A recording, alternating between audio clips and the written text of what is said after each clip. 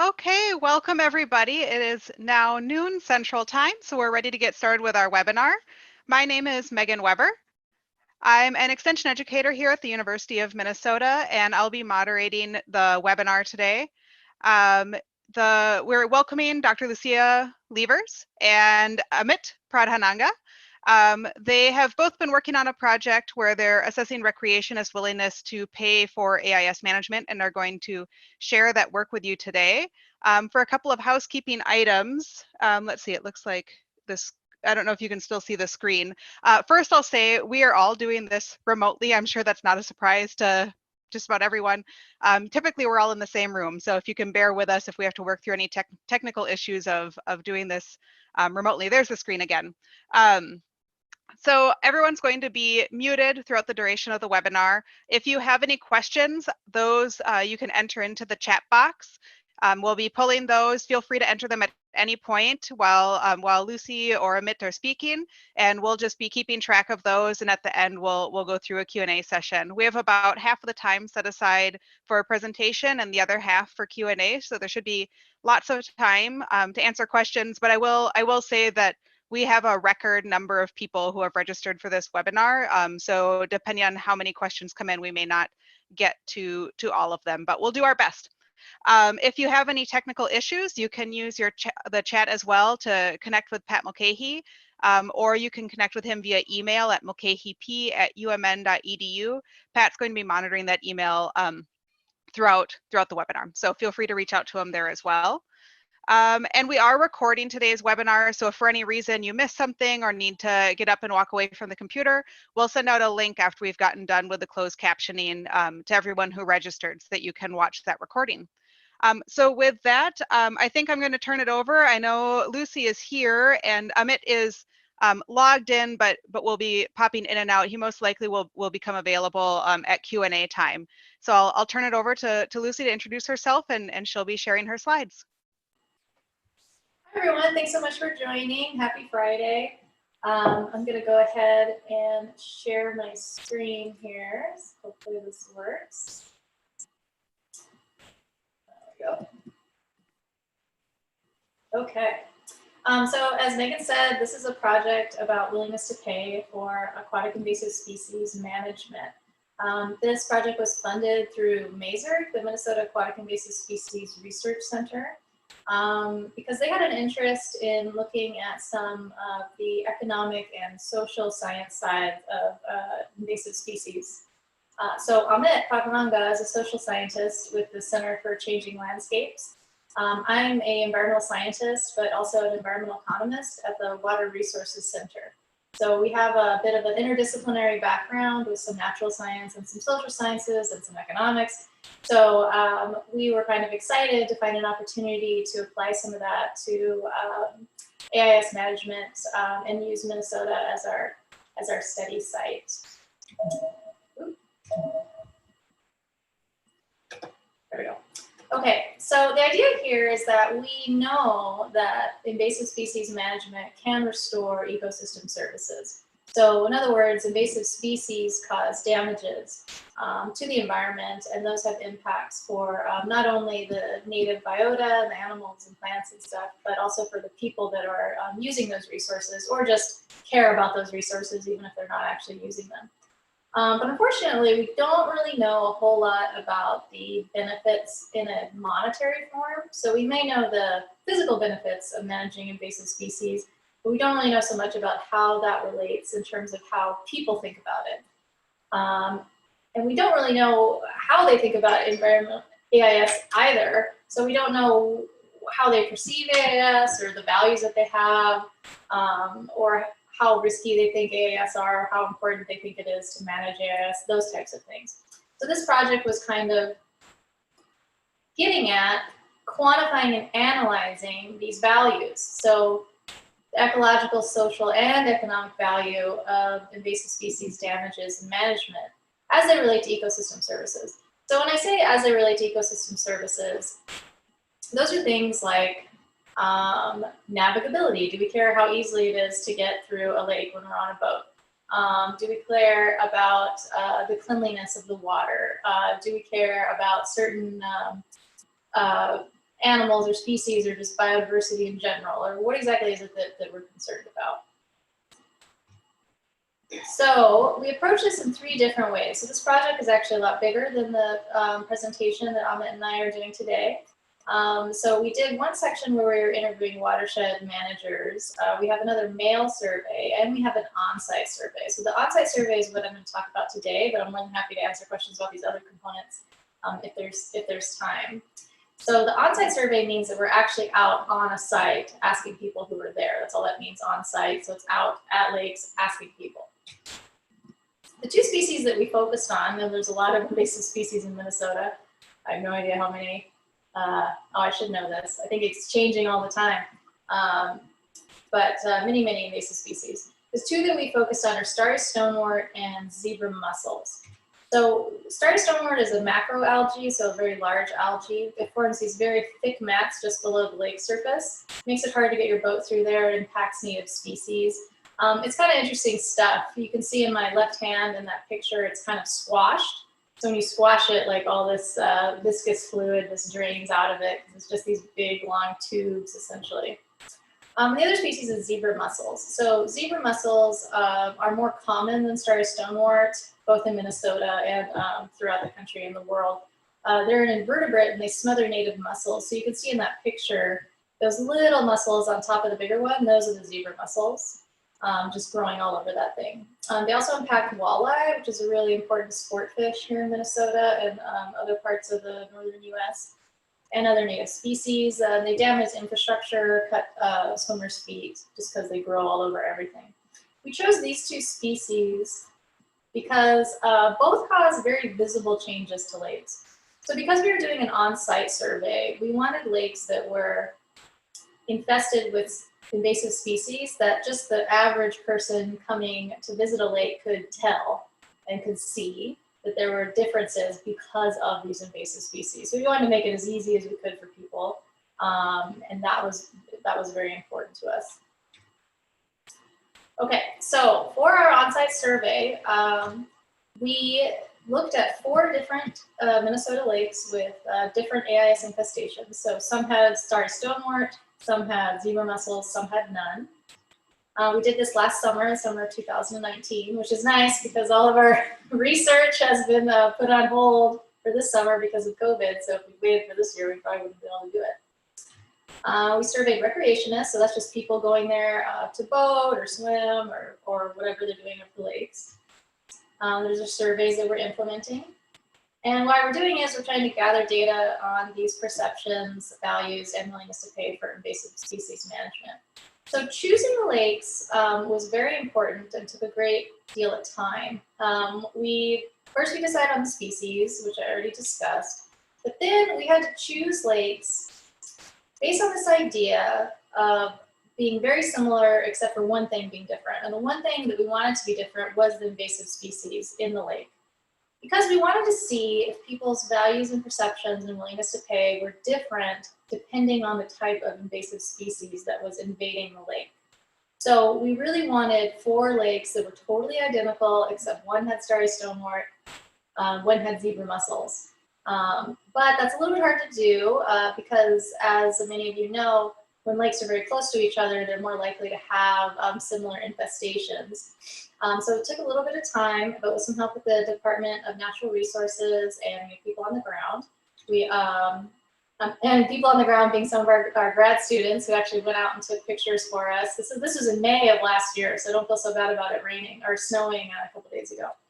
And took videos to let us see like what these lakes look like, what their access points were, because we were only going to be using public access points, not private. So it was important that we made sure that the points were similar enough in terms of the attributes, so like parking, and that they had signage and these types of things. And we ultimately chose these 4 lakes, so Minnewaska and Coronis, which are sort of in central southern Minnesota, and Gull and Pokegama.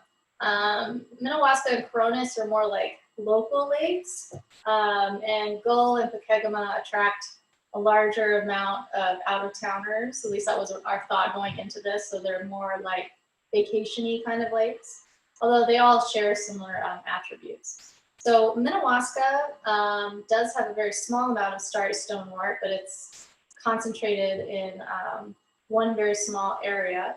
Whereas Coronis has a lot of starry stonewort. That's kind of like a poster child for starry stonewort. In the state of Minnesota, it was the first lake that had it in it. So it's very infested. And then for gull and Pokegama, we're comparing zebra mussels. So gull is very infested with zebra mussels. It's extremely clear. There's the shells just litter the beaches. Pokegama does not actually have any invasive species. Technically yet. It's connected to a waterway that does, but it doesn't have anything just yet. The little yellow dots are the cities that are nearby them. The little purple dots, which are on the lakes, those are the sites that we actually surveyed at. So they're all public access points managed by the Department of Natural Resources.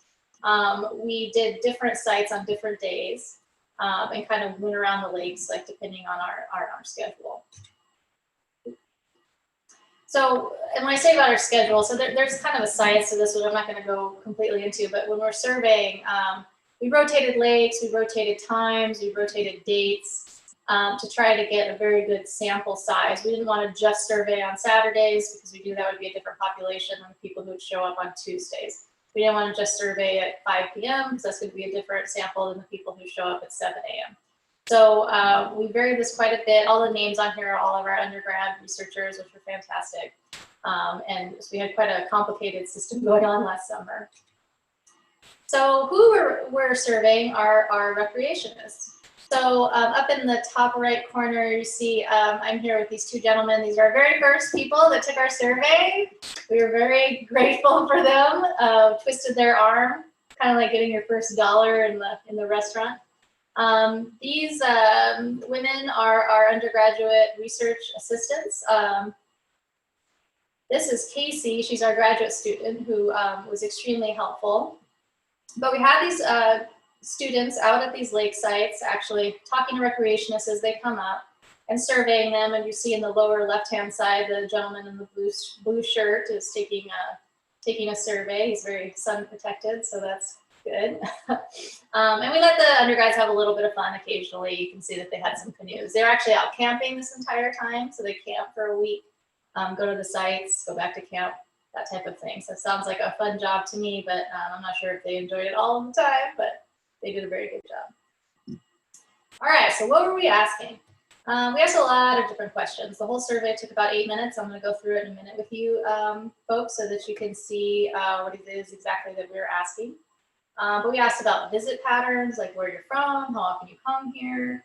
Have you noticed any changes since you started coming here? We asked about public values and attitudes, what types of things that you valued about lakes in general. We asked about awareness and risk perception. So do you know what invasive species are in the lake? How risky do you think invasive species are for various different reasons? What you think about invasive species management. Should it be managed? Should we worry about something else? Boater behavior to see if they were engaging in invasive species, anti-invasive species behaviors. And also some questions about willingness to pay and some potential programs in order to fund local management. So that's important. All of the willingness to pay that we're talking about was centered on the lake that the people were at. So if they were at Gull Lake, we asked them, would you be willing to pay whatever amount for this program at Gull Lake? It was not a statewide program that we asked them about. It was specific to the local lake. This is our survey. Let's see if this works. All right. So you can see on the right-hand side, the little computers or the little screen. So it's kind of what it looked like. We used iPads for this. So first, we just checked to see if they were stopping, if they had a boat, whether or not they agreed to take a survey. So this is important in terms of our response rate, which we'll talk about a little bit later. We only surveyed visitors age 18 and over. We let them know about how long it would take and just let them know that it was confidential and we weren't gathering anything about them. So this is for Gull Lake. So first we asked them if they were here for just a day trip, 1 or more nights, where they were coming from, their zip code, and then what activities they're participating in. So the most common were fishing and boating, although we had a lot of other activities. We had some interesting other responses, but we had a number here that varied. But yeah, fishing and boating were definitely the biggest ones. We asked them what their primary reason was. Then we asked them about boater behavior. So all of these 4 are required by the state. So you're supposed to conduct visual inspections, remove invasive species, drain the water. Avoid release of unwanted bait into the lake. We also asked them if they rinsed the boat with high pressure or hot water and dried it with a towel to dry. So these are recommended, but not everyone is required to do them. We asked them why they're visiting this lake. They prefer it. They like the fishing recreational opportunities. It's just a nicer lake. Someone suggested it, or it's close to their home. So this one's kind of interesting. So we asked them why they visit lakes in general. So you can see we have a scale here of not at all important up to extremely important. We have to be close to nature, be physically active, to be on my own. This one's going to become important later, but to be on my own one. To socialize, to view the scenery, get away from the demands of life, to relax, to experience silence and quiet. So they selected these, and they didn't have to answer all the questions too, so it'll advance even if they didn't ask all of them.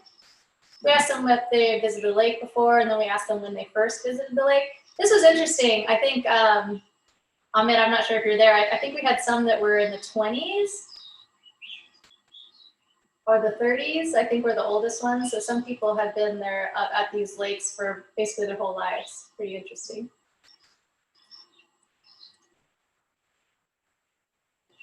We asked them how often they came to the lake. And if they noticed any changes. So if you notice the water quality becoming worse, better fishing, has it gotten harder to get your boat through, water clarity, and habitat. And the undergrads were standing by, so if they didn't have, if people weren't sure like what navigability meant, we were there to answer those types of questions. This one's going to become important later too. So we asked them what extent they believe aquatic invasive species are a problem in Minnesota as a whole, not the specific lake, in Minnesota. So not a problem, slight problem, moderate, severe. We asked how much of a risk the invasive species pose to the following.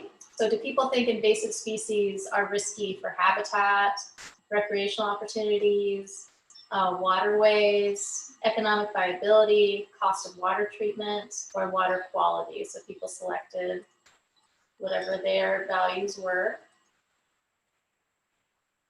And then we asked how important it is to prevent the spread of invasive species. So again, like, do we need to prevent them from spreading around for all these different reasons? Habitat, recreation, waterways, ricers to be able to harvest in wild rice waters, costly water treatment, natural systems, clean water, heritage and identity of Minnesota, and natural beauty of Minnesota's waters. These 2 questions are kind of important from a social science perspective, which Amit can talk about a little bit later. Okay, then we showed them these pictures of these different species. So I should have mentioned milfoil. Milfoil is present at Minnewaska, and we wanted to have a third invasive species on here as well. So part of the reason that we asked them this, we just said, have you heard of these, is because we wanted to make sure that they understood what these species were and what the damages were of them, so that later on when we asked them about the willingness to pay, they kind of have an idea in their mind of what their funds are going to go towards. So we there's a bit of repetitiveness with these because we're trying to make sure that they're actually reading it or doing the best that we can for them to get the information in here. So we showed them a little visual picture so that they understand like how bad the infestation is at their lake. So for Gull Lake, it's an extensive infestation of zebra mussels. So we just kind of show a lot of zebra mussels in Gull Lake. No milfoil, no starry stonewort. So depending on the lake, these all kind of differ. And again, I repeated this so they had an idea of the level of infestation, because we really wanted to know, as I said initially, if the infestation at the particular lake impacted their responses or was correlated with their responses. So we had to make sure that they knew that their infestations or had an idea of what the infestation level was. This was an important slide. So we told them that the state already spends about $4.70 a year per Minnesotan for aquatic invasive species. So if any of you guys in there, I think about half of you are from Minnesota. So you're all paying about $5 a year for invasive species already. Starting next year, which would be this year, 2020, we're collecting about $2 extra per boat for invasive species. So if you own a bunch of boats, you're going to be paying more. And then for comparison, Minnesotans spend about $4,500 a year for education and $220 on public safety. So these, just for the state fees, these don't account for any like local or county taxes or for any types of donations. So now we're getting into the willingness to pay. So we tell them that there's a proposed program to make the lake access fee-based on Gull Lake or whatever lake they're at, which would fund prevention, management, and containment. Pay stations would be installed at public lake access points, which would be unstaffed. The fees could not be used for any other purpose, and skipped payment could result in a fine. We also remind them that the survey results would be available to policymakers, so your answer has consequences. Then we ask them, would you pay a certain amount for public lake access? So this amount varied. It was random between it was between $8 and $13. And then depending on what you answered, you get a second question. So if you say yes, you get a higher value. If you said no, you get a lower value. And this was just so we could get a good distribution of our answers. We asked them what they would do to pay the fee and what they would prefer taxpayer funds to be sent on. So the remainder of the survey has to do with socio-demographics, like how old you are and stuff like that. So I'm going to go ahead and skip those, but I'm happy to answer more questions about them later. Let me go ahead and go back to my presentation here. Okay, so sorry. Okay, so here's some of our results. So here's our different lakes. These are the N's are the number of surveyors that we had. So it kind of varied. So we had a lot at Minnewaska and Gull. We had 350 at Minnewaska, 273 at Gull. We had less at Pokegama and Corona, so 190, 180. We had a good response rate. So around 55, 60% of the people that we asked offered to take it. We were very happy with that. People can get very anxious when they're trying to get on the water or get off the water. So for them to take, 8 minutes to take a survey, we are very grateful for that. I understand that we're cutting into their recreation time, but it was very nice. They were very happy to answer our questions. And I'm sure it helped that we had nice, undergrads. I'm a student, help me. That can't hurt. So here's some of our results. So about 90% were white, 70% were male. 50% had a bachelor's degree or higher, and 70% had an annual income of more than $60,000. For the activities, fishing was the #1 primary activity. 60% said that they were there to fish. 40% said they were boating, sailing, kayaking. 25 were swimming, water sports, 22, and socializing, like 16, 17. The other ones were very low, art and hiking and that stuff. We were at boat access ramps, so clearly we're going to get a lot of people who are actually going out on the water as opposed to like biking around or that type of thing. However, if those people came by, we surveyed them as well. So these are our values. So the percent, or the y-axis there is the percent of very to extremely important. So 80% said that clean water was very to extremely important. A little less than that was habitat for native fish. The natural beauty of Minnesota's waters. About 70% was high quality recreational opportunities, and the same for the heritage and identity of Minnesota. So these things are very important to people overall.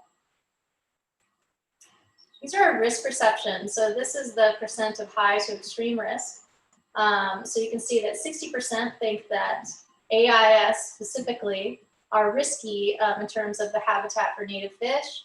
Water quality of Minnesota's lakes and streams goes down a little bit for cost of water treatment, quality of recreational opportunities, and then about 40% is navigability of waterways. So these are a little bit lower.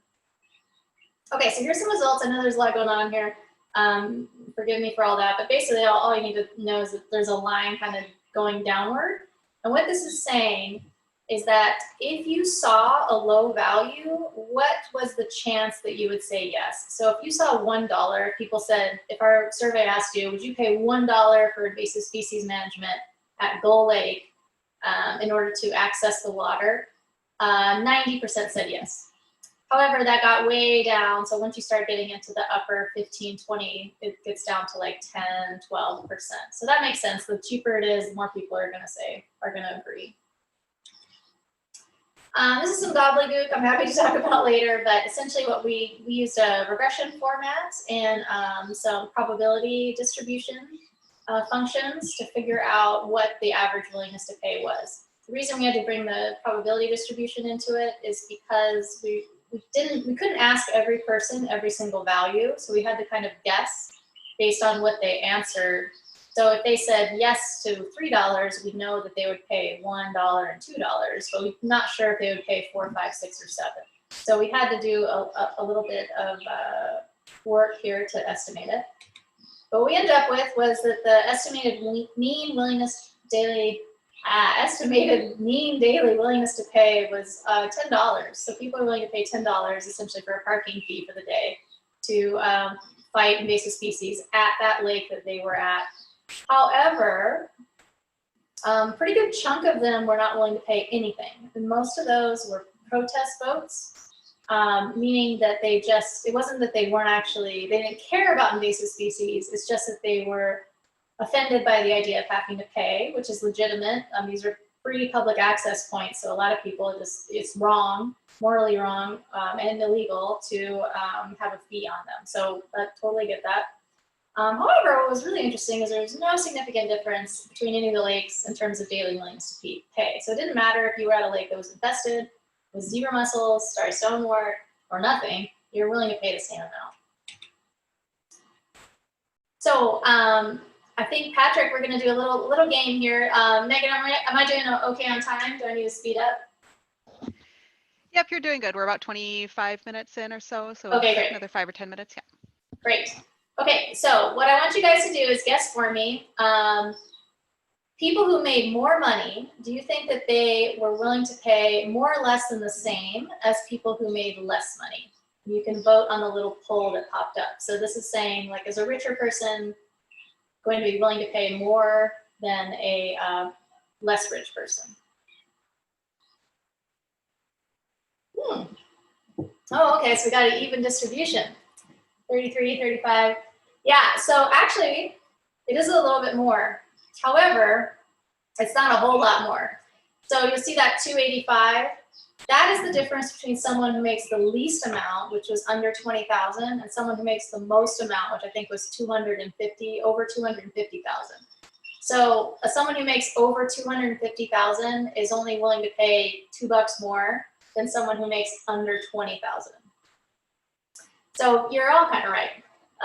Okay, now remember I mentioned that to be on your own earlier. So people who rank to be on their own as extremely important, do you think they're, as opposed to everyone else, or as opposed to people who were rated it as not important, do you think that they're willing to pay more or less or the same?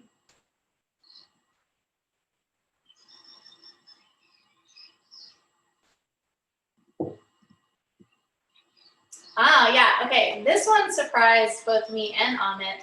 It's actually less, quite a bit less, $4 less. That one is kind of a humdinger for us. We're trying to figure out why exactly that is. It may be related, and Amit can answer this. I'm not sure if he's around, but there's a theory that people who kind of take ownership of a place, which may be related to ranking, saying that they want to be by themselves, that they kind of feel offended at having to pay for it. So that might be one of the reasons. Okay, concern. People who thought invasive species were a severe problem versus people who did not, were they willing to pay more or less or the same? It was kind of fun. I like these polls. So severe problem. More, yeah, right. Mm-hmm. Yep. So quite a bit more, $6 more. Mm-hmm. What about proximity? Do you think people who live on the lake or nearby the lake are willing to pay more, less, or the same as the people who are visiting? Now I'm going to give you a little hint here. I want you to remember that this is a daily fee. So every time you go to the lake, you have to pay this, or every time you park there.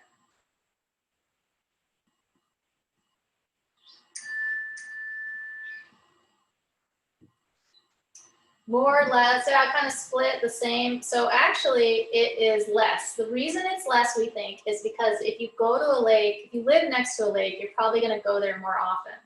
So even though you may care more about the lake, maybe because you live there, because you visit frequently, you don't want to have to pay $10, you know, you go there every day, you don't want to pay $10 every day. That's going to be $70 a week versus someone who's visiting from out of town. They're like, ah, well, yeah, sure, I'll pay $10. I'm only going to be here once a year. Okay, education. More educated people. Are the more educated people willing to pay, more formally educated people, I should say, are they willing to pay more or less than less formally educated people? What do you guys think? More. Actually, it's the same. Yeah, so it didn't matter. Oh no, I gave it away. Sorry, we missed one. So this one was invasive species knowledge. So people who knew the correct invasive species in the lake versus people who did not know were actually not willing to pay any more. So if you knew there was zebra mussels in Gull Lake, it didn't impact how much you were willing to pay. All right, what about people who perceived invasive species as the most risky versus people who didn't perceive invasive species as risky at all? Do you think they're willing to pay more or less of the same?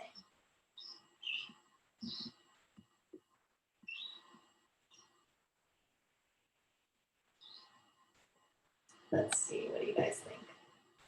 Or, yeah, right, yeah, very good, right, more, a lot more, $5 more. Ooh, now this is an interesting one, okay?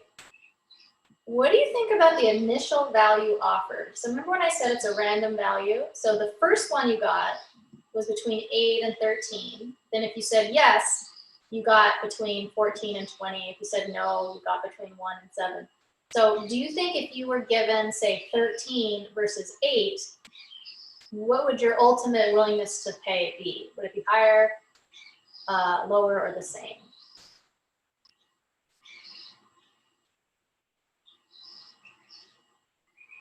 This one has to do a little bit with psychology.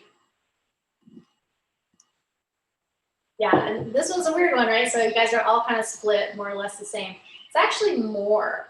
So your ultimate willingness to pay is about 40 cents more per dollar. So we think this has to do, kind of think of it like clothes that go on sale or something. Like if you, or like let's say you're shopping on Amazon and you don't want to pick like the cheapest thing, you know, you want to pick like maybe the second or third cheapest thing. It's because we think that the value stuff is offered at has something, the price something's offered at has something to do with the value. So likely if we say, hey, are you willing to pay $13 for invasive species? People are like, oh, invasive species must be worth something. So there's a little bit of a psychology thing going on there as well, which I thought was kind of interesting. Very good, you guys did great. This is I'm glad we do this poll. This is like super weird to be talking. I can't hear anyone in the audience at all. Okay, so again, here's our results. Our average was $10, and again, there was no difference in between the lakes. However, there were some differences between the lakes, just not in terms of the willingness to pay. So the most significant difference was the knowledge. So we asked people, you know, do you know what's in the lake? People at Coronis and Gull were higher, or was a bigger chance that they'd know. And we think that's just because Coronis is pretty famous for having starry stonewort, and Gull is pretty famous for having zebra mussels. Whereas Minnewaska, you know, they have some zebra mussels, they have some milfoil. It's a little bit unclear. And then Pokemon doesn't have anything. So people might have thought we were trying to play a trick on them and asking them what was in the lake, even though none was an option. So We think that might be why. We also noticed that perceived risk was slightly higher. It was significantly different, but just ever so slightly higher at Coronis and Pokegama as compared to Gull and Minnewaska. So again, we think Coronis might be related to how kind of famous it is for starry stonewort, and Pokegama is a pristine lake. So perhaps people that are visiting there are more concerned about it because nothing is in the lake. We're not totally sure about why these are. So just some kind of thoughts. I think I'm coming right up on my 30 minutes here.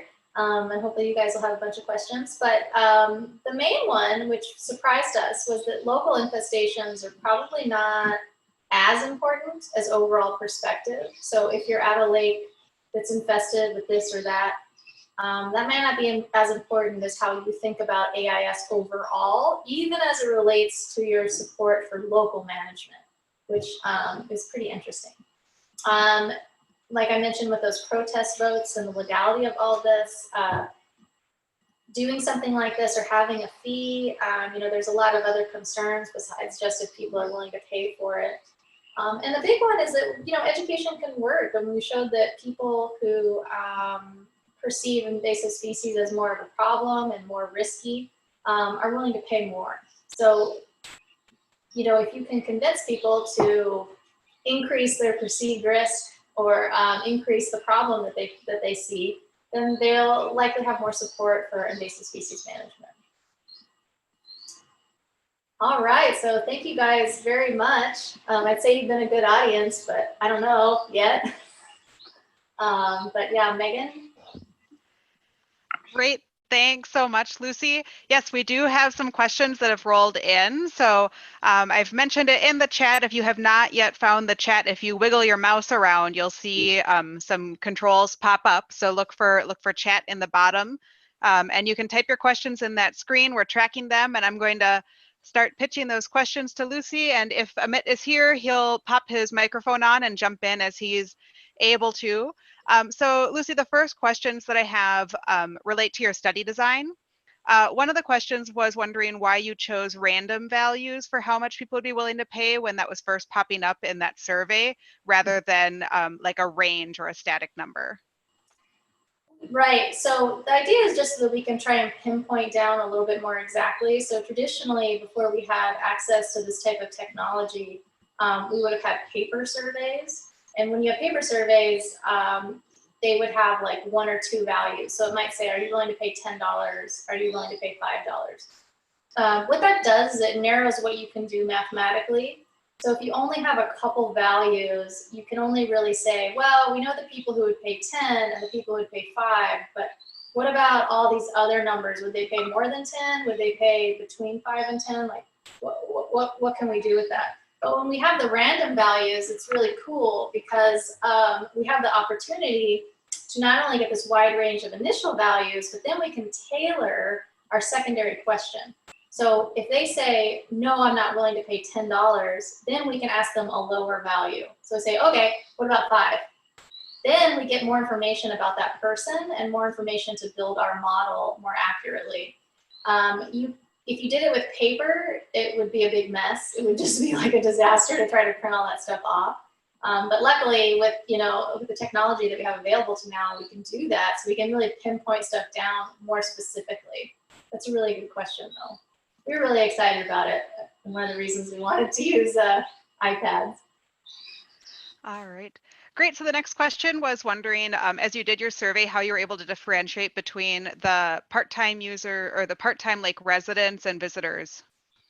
So we asked the question at the beginning, and I actually noticed there was the one that I showed you, there was an error on. So when we asked them if they lived at the lake, or if they were only visiting the lake for a few hours, or if they were visiting from somewhere else. So we just asked them, and we also asked them for their zip code, so we could tell where exactly they lived, because that was important, and you can see that became important later on, because the people who live closer by, we assume that they go more often, and we did ask about that, and those were correlated. So in terms of a daily fee, if this were actually to happen, I'm sure that they would do something for local residents where, you pay for the summer or something like that. You're not going to be paying like every time you go park. but that was just a little too complicated for us to ask in our survey. So just to simplify it, we just asked everyone the same questions. Great. And then did you know, was the average willingness to pay based, were you calculating that only on the people who were willing to pay something, or were the protest votes counted as like $0, or were they just fully removed from that calculation? That's a really good question. I should have clarified that more. So some of the 0 votes we did include, some we did not. So I left the survey before we got to that, but if you said no to both willingness to pay questions, if you said, I'm not gonna pay $9, I'm not gonna pay $1, we then asked them why. So some of the answers to why were things like, you know, I don't believe in taxes, or stuff like that. And some of them were just that I don't think we should pay for invasive species management. So if they said something like, I just don't have any value for this, I don't think we should pay for invasive species management, or something like, I can't afford this, we considered those true zeros, meaning that they either couldn't afford it or they didn't have value for it. But if it was something like, you know, I don't believe in paying taxes, or I pay too much money in taxes, or stuff like that, those are considered protest votes, which kind of means that people are just going to say no to everything because they just don't want to pay any more money to the government. So we excluded some of the zeros, but the ones that we found to be real zeros, we kept in. That's a really good question. Great. Okay, I have a couple of questions next about your results. One of them was wondering how you might be able to figure for people who leave their boats on the same lake all summer. So for example, they may not be using a public launch throughout. Right. Yeah, that's a great question. And that was, you know, part of what's frustrating, well, part of what's awesome and frustrating about Minnesotan lakes is that there are so many access points. I mean, basically like the entire lake shore is filled with access points. So we were only able to survey people who were using those public access points. So we can't say for sure that people who live on the lakes or who use private access points would feel the same way because we did not survey them.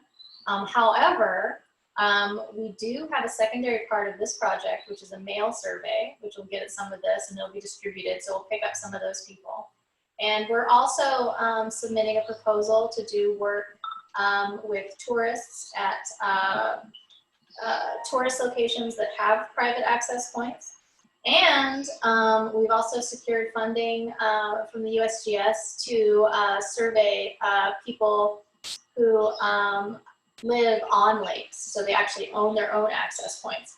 So that's a very good question to the person that answered that, and we're on it. we don't know yet, but we're working on it. Great. And then could you talk more about the potential relationship between differing use patterns and willingness to pay? Thinking about, for example, groups like fishermen that may visit many more lakes during the summer, and if they have a different idea of the impacts of invasive species. So we found that people who selected that to be on my own, that was, it was, let me see if I remember this correctly. That was correlated with choosing fishing as a primary reason to be on the lake. But it had a stronger impact than fishing as a primary reason did.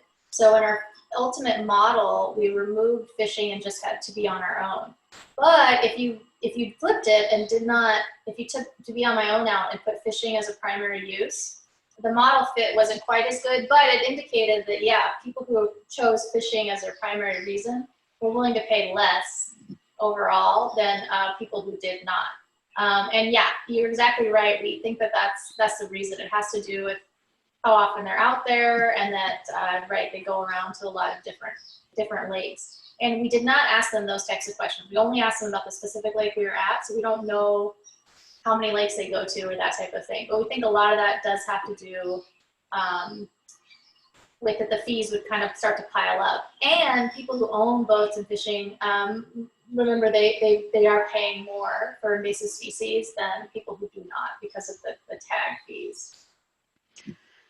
Great. And I think you kind of started to get to this point about people who may visit lakes more frequently and how that can add up for them. So some of the questions have been wondering about if there was any evaluation in there about the potential for an annual fee for frequent lake users. Yeah, and so we had a ton of people ask that, and you know, if this were to happen in real life, I definitely think that, that's what would occur. People would be able to buy like annual passes and that type of thing. But unfortunately, we didn't really have the capacity, and we didn't want to make the survey like super long, so we weren't able to ask annual fee questions in there. But we did ask them how often they went to the lake. So we did kind of a rudimentary like multiplication, like, oh, if I went once a week versus once a month, we could kind of multiply it out and figure out what their total willingness to pay over the season was. I can't remember what those values are off the top of my head, but we do have some information about them. I think they're maybe around $50, something like that, that people are kind of would be willing to pay maybe for a year. But so yeah, that's a very good question. And yeah, unfortunately, we had to cut it at some point. We figured we could kind of figure it out from the daily fees, but it'd be harder to go back from the annual to the daily. So that's why we went that direction. Sure, great. And then can you talk more about what you're hoping to have happen with these results? So how do you see them being implemented? What are you hoping that decision makers might be able to learn from the results that you're sharing? Well, I think the number one thing that I would like people to learn, and I hope policymakers and the public kind of get from this, is that people who are visiting lakes in Minnesota, I mean, they really care about invasive species. They care about invasive species management. They don't like the impacts that invasive species are having. And they have like value for them, both in terms of their social values, but also in terms of that they're actually willing to pay money for these things, as long as they can be assured that the money is going to be going towards invasive species management. So I think there's a big fear sometimes among people anytime you say something like a fee or a tax that everyone is going to flip out. But you know, that's not what we found at all. I mean, people, they want this stuff to happen and they're willing to pay for it. And I think that's a really important lesson. Sometimes I think that we perceive environmental causes or things as maybe people, the average person not caring about, or only you know, city people caring about or something, but that's not true. You know, there's people out on these lakes. These lakes are very important to people, and I hope that the study helps pound that point in. And then yeah, maybe we can start to get some programs and figure out how to actually generate some more funds. I mean, right now we're spending what, $5 a year per person. It's pretty low. So I think we're going to have to realize that we're going to have to pump some money into this stuff if we want to fight these things. Yeah, and I think, hi all, this is Amit here. Just wanted to chime in about, hopefully this also answers this other question around, you know, what kind of educational efforts are most effective. And I think one of the things that I'm hoping folks will get out of this study is also that, I know when we say education, it's not necessarily about just sharing information. Because we've also found that just the basic knowledge about AIS doesn't necessarily affect people's behaviors. And we've kind of known this, you know, as an environmental psychologist for decades now, that just throwing information and facts at people doesn't necessarily affect their behaviors at all. So when we say education, it's more about targeted communication approaches. So, you know, when we found things like, you know, if people are more concerned about this problem, if they think it's a problem, then they're more likely to take action. So it's really about, you know, communicating why AIS is a problem, where are the risks of AIS, rather than just throwing facts about, you know, another obscure species that people don't necessarily have a direct connection with. So again, it's trying to find the connections with people and the impacts of AIS that people care about, whether it's navigability, you know, whether it's water quality or habitat protection. So again, focusing, I think, education, outreach, and more of an engagement model of trying to involve people in AIS management than a straightforward, you know, here's a fact sheet, here's information about this particular species, and then wondering why people aren't taking those actions, which obviously, even within our bubble, it seems like everyone should be doing this. Great. Thanks, Amit. Thank you, and glad to hear you being able to join in. I'll pop on to our next questions. Do you know if there was a correlation between people who may be coming from more urban environments versus those in rural areas, or any other regional differences in the willingness to pay? Yeah, that is a very good question. So we have the data in terms of the zip code that people are coming from, and also if they're coming from, you know, a friend's house or a resort or camping, that type of thing. We haven't run that information yet. So this is also, there's this segment of it, and it's also part of our grad students' master thesis. But we'll have more information about that hopefully by June, I think, when we generate our final report. So we don't know yet, but we have the data. We just haven't pressed enter yet in our model. It's a very good question, though. Great. And did you see if there was also a difference in the willingness to pay between consumptive users like anglers versus non-consumptive users like just people who are out recreational boating? So we didn't ask them, we asked them if they were out there fishing or boating. So we ran all those different activities in the model. And we found that the factors that we included, that we showed in the little chart, were stronger and created a better model fit than actually including the uses. However, yeah, we found that, like I said, that people who chose fishing, that was correlated with willing to pay less. There was something like when they were out there doing art, they were willing to pay more, but the numbers were so, they're so low that we couldn't do anything with it. It wasn't significant. So there definitely was a difference between people's uses of the lake, but it fit better when we used those different values that we included in the final model. But that's an interesting question. And as you were looking at the results, did you notice if it was common for boaters or users to respond that aspects of the lake, like clarity, had improved since their first visit, or any trends along those lines? Yeah, thank you. So that is part of our grad student's master thesis. So she hasn't, I haven't seen the results of that yet, but that's something that we're very curious about. That question, and also about the boater behavior we're looking into, because there was 5 or 6 things on there, and 4 of them are required, 2 of them are not required. And we were curious to see what would make people do or say that they did the 2 not required ones. And we thought it might be related to if they'd seen changes in the lake over time. That's a really good question. And again, we're on it. Great. And then, so smart. So as far as extrapolating these results out further, do you have any sense on what this data might mean for either other parts of Minnesota or other parts of the country, or perhaps other countries? I know we have people from Canada joining as well. Yeah, and, you know, this is pretty interesting. And I, both Amit and I are originally from outside of Minnesota, so it's been an interesting perspective for us. And we're not sure if there's something, you know, about Minnesotans that are making them answer in a certain way. I mean, clearly we know that Minnesota has a lot of lakes, and there's a lot of lake-based recreation that occurs in Minnesota as compared to some more arid regions. So we're not really sure how applicable this would be to other examples. It would be really interesting to see if it was the case in some areas that weren't as lakey as Minnesota is. We just don't know. However, we're going to get some information about that in our mail survey, because our mail survey is being sent out.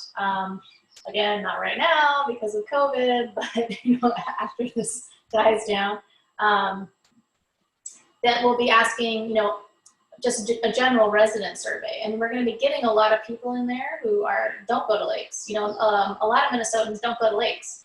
You know, so that will give us some better information, I think, about how applicable this is to other areas, to see what those people who don't recreate at lakes think about invasive species. That's a really good question. Yeah, and I think, just chiming in, I think also beyond kind of the socio-demographics and, you know, who does what activities and where they're coming from and so forth, I think the other part that is very transferable and applicable potentially to other areas are kind of the links between the psychological and social aspects and people's beliefs and attitudes about invasive species and what kind of actions they might take. And, you know, I think the socio-demographics provides a good context for all of that. But even just looking at the links between, you know, if people believe there's more of a risk, they're more likely to take certain types of actions is enough useful information that could be kind of translated and used in other areas as well. Thanks, Amit. All right. Okay, and I see a question here from someone in Michigan who looks like they have an interesting idea coming out of Michigan as a way to get funding for AIS, where it looks like this is an optional fee that you could add on to your watercraft registration. Kind of I'm an AIS, I'm helping fight AIS with like a sticker to kind of show that you're contributing. And they're wondering if the survey might give some indications on what amount of money might be a good place where they might get at least half the respondents to contribute. Yeah, I think, you know, we asked about daily. I think you'd have to do a little bit of calculus there and figure out, okay, if these people are willing to pay these daily fees. The problem is that the fees that we asked about were focused on the local lake that they were at. So we're not sure how that all applies to willing to pay fees overall in the state.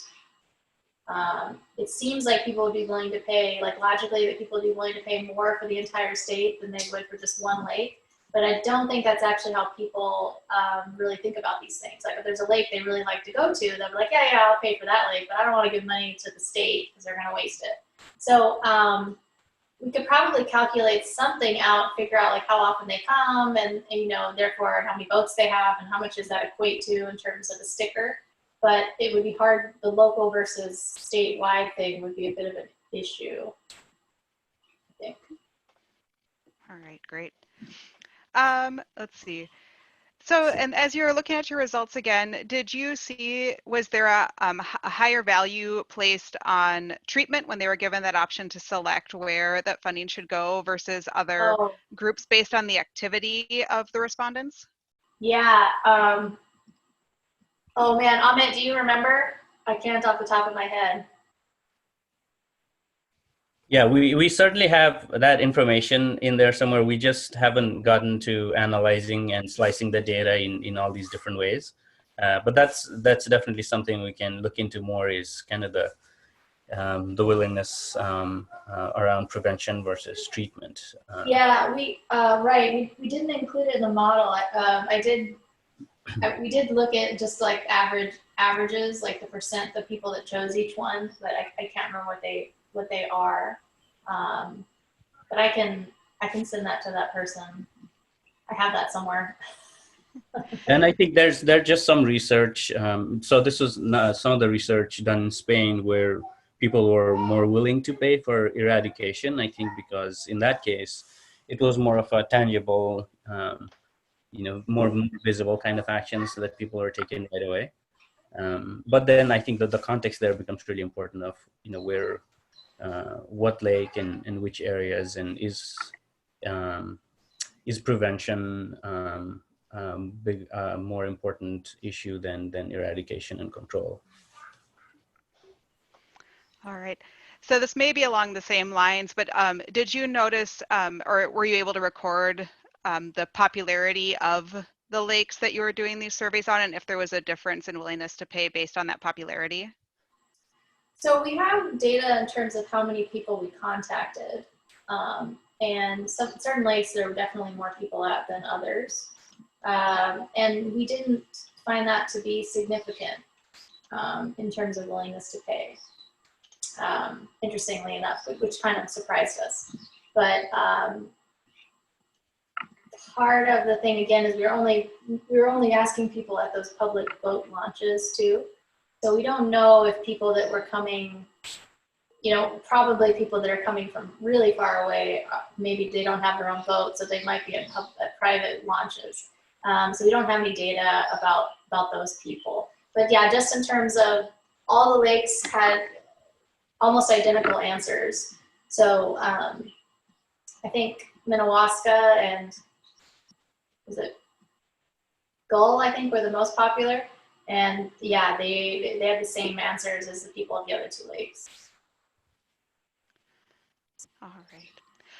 And then have you been working with Minnesota DNR as you've been done this? And we have some people wondering what kind of support or feedback you're getting from them. Yeah, so DNR has been really helpful. So they, it was quite a process to choose these lakes.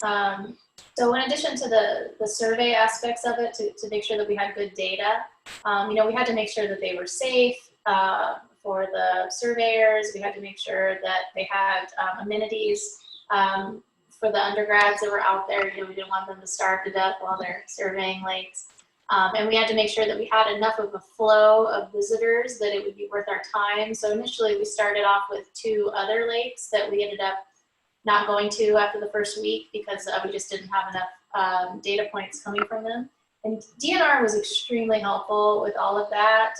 And they also conducted training for our undergrads. So we actually took them out and showed them starry stonewort, we showed them zebra mussels. We showed them boat launches and all that type of stuff so that we made sure they were familiar with it. So DNR has been really great. We also camped at you know, state parks the entire time, which are run by DNR. There was some concern about DNR, obviously, because they wanted to make sure that people knew that we were University of Minnesota and not them. And we were grateful for that too, because there's definitely, I think, a more positive response from the public to UMN students than there are to the DNR people. And we saw that because sometimes DNR people would be on site as well, and we were definitely treated a lot better. But DNR, yeah, they've been really interesting. We haven't really talked to them besides the information that MAISRC has put out about the results of our survey. So we are kind of curious to see what they think about it. Unfortunately, we haven't had a chance to have that. I don't know, the DNR people, maybe they're in here, they can, yeah, email me. That sounds great. Thanks, Lucy. So I actually let us go 2 minutes over time. So I'll, there were some people asking for contact information. So showing on the screen now, you can see that both for Amit and Lucy. And if you have questions about the webinar itself or the AIS Detectors program or for the webinar hosts, our email address is showing as on the screen as well. That's aisdetectors@umn.edu. We did record this webinar. So once we're done with the closed captioning, we'll make that available and an email will come out via Eventbrite for everyone who registered to the link to go back and view that. You can also subscribe to our YouTube channel, which is z.umn.edu/AIStube. And you'll get a notification as soon as it goes live there. Really want to thank everyone for joining us today, and for those whose questions we weren't able to get to, I apologize for that. I honestly don't know if we even were able to get to 50% of the questions that came in. We had a really great turnout today, so sorry for those who we weren't able to get to. But again, a big thanks to Lucy and Amit for joining us and sharing what they've had to learn with everyone. So thanks, and we'll hope to see you all at our next webinar. Thanks, guys. All right. Thank you, everyone, for your time.